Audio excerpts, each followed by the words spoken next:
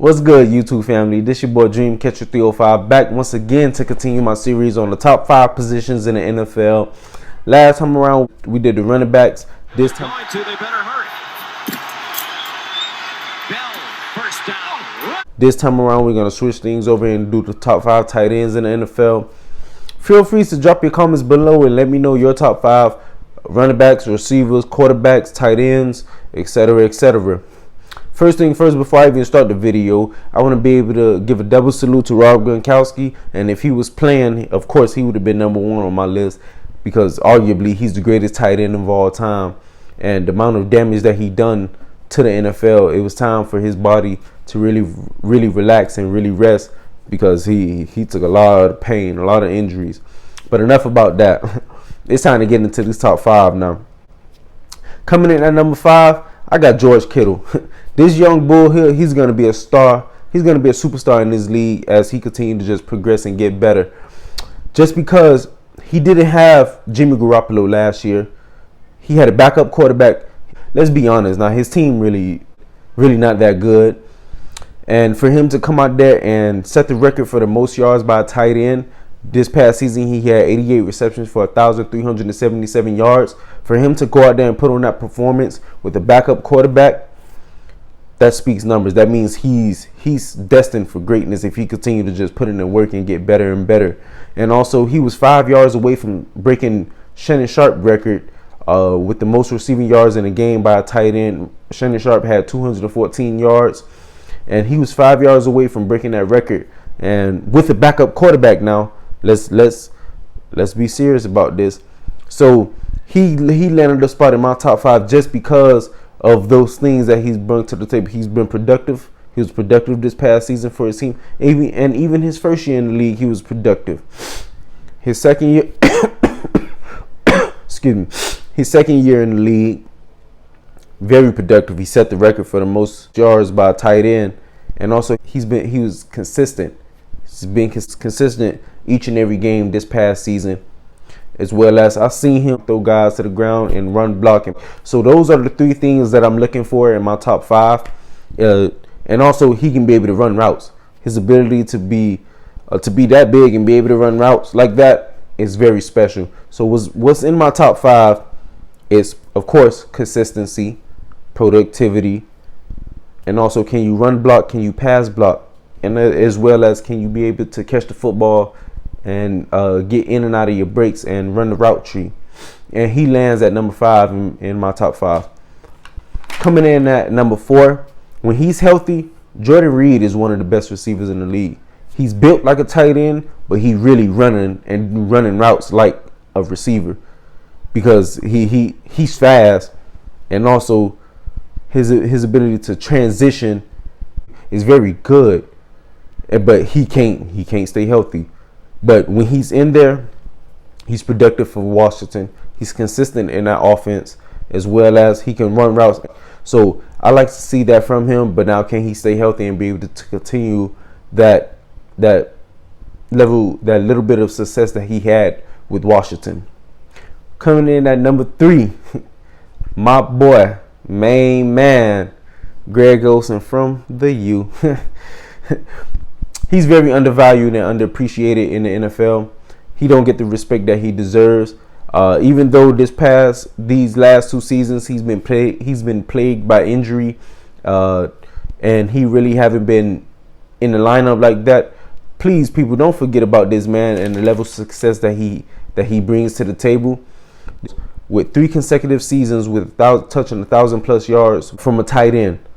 So he's been productive since he got traded from Chicago to Carolina. He's been nothing but remarkable for them and for that offense. In 2014, he had 1,008 yards. 2015, he had 1,104 yards. And 2016, he had 1,073 yards. So right then and there, and like I mentioned before, these past 2 seasons, 2017 and 2018, he's been plagued by injuries. So he haven't been out there to be able to be productive. And I'm pretty sure that Carolina offense, the way it's ran, he was going to touch probably another 1,000-yard season, because well, what can you do now? they have a running game in Cam and Christian McCaffrey, as well as you have Greg Olson, and I believe they still have Devin Funches.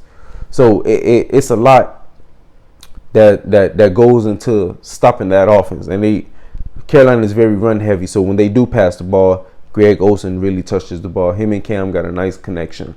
But he comes in at number 3 because he brings consistency, productivity. He can run routes as well, and he can pass block. 4 of Atlanta. Cam Newton in the gun. Flips back. Pumps a screen. Now goes screen right side Olson. Here's the blocking. 40, 35. Breaks a tackle. 30 to the 25 to the 20. Olson may score. 5, 4, 3, 2, 1. Right off of the line. Score 1-on-1 against. So those 3 essential things that he has led him to be number 3 on my list, and he's just gonna continue to get better. He's like wine. He get better with age. Coming in at number 2, this may shock some people. I'm gonna be honest. This may shock some people. Some people may comment or text me or whatever because I debated on putting this guy between number 1 or number 2, but number 2 I got to give it to Travis Kelce. Travis Kelce is the second best tight end in the league. He came in the league in 2013 and has been doing numbers since he came in the league. He's been balling each and every year. I like to call him White Chocolate. White Chocolate, he's remarkable on that field, man. He got the swag, he got the route running, he got the run block, he got the pass, as well as he touched 1,000+ yards in 3 straight seasons. In that Andy Reid offense, he was able to be dynamic and be able to make big plays for the Chiefs and also run block and pass block. And like I just said, his route running is very nice for a guy of his stature. It's very nice. He can get in and out of breaks and be able to go up the seam, catch screens, catch whatever route that you want him to run. Drags, ins, outs, whatever route that you want him to run in the route tree, he can be able to run. So that is a great thing to have on your offense.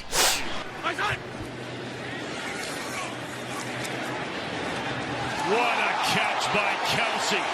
Oh my goodness. Kelce yet to have a catch tonight. 3rd and 11. What can Mahomes come up with? Cross body, and he finds him. Finally, at a big moment. Here's Kelce in for the score. For Kansas City. As Mahomes goes across the middle, he's got Kelce. What a wiggle to get away from Jack. And he's tackled near the 10 by Ramsey. And then number 1, we have my boy, main man, Zach Ertz, baby. Fly Eagles, fly, baby. Since he entered the league in 2013, as well as the same year Travis Kelce did, he's gotten better each and every year. And he's a big part of Philadelphia Eagles offense and what Dougie P like to do. He's a very big part of our offense. He's like 7-11. He's always open. It don't matter if it's a defender around him or not. He's gonna make a play on the ball. Seen it plenty of times that the defender draped all over him, went through the ball to him, still money. It doesn't matter. He's like 7-11. What led him to be in my top 5, he's been consistent as well as productive for us. And he could run block, he could pass block, he could pancake guys, throw them to the ground. Not even just that, he set the record for the most receptions by a tight end in the NFL. First, it was held by Jason Witten. Salute to you, my man, on a Hall of Fame career. You're a Hall of Famer. Even though you play for the Cowgirls, you're a Hall of Famer, and I respect you. But neither here nor there. He had 116 receptions this past season for 1,163 yards. And he's just going to continue to grow and continue to get better each and every year. As well as also, not to forget, what also led him to be number 1 on my list is he caught the game-winning touchdown for us in the Super Bowl. So right then and there. Zach Ertz out wide, 1-on-1. Clement flares out to the right. Caught over the middle and into the end zone. Zach Ertz for the touchdown. And again, all you can think back to now is the Jesse James play. The biggest play in the biggest moment in the biggest game. But that is true. He made a play on He made a play on the ball. He gave the defender a little move. And boom, touchdown. and we won the Super Bowl. So those things is what led me for him to be in to be number one on my list. His consistency, his productivity, his ability to run routes, to get in and out of his breaks. He can run block and pass block, as well as he made the biggest play on the biggest stage in the biggest game. But this your boy Dream Catcher 305. Make sure to like, subscribe, and comment.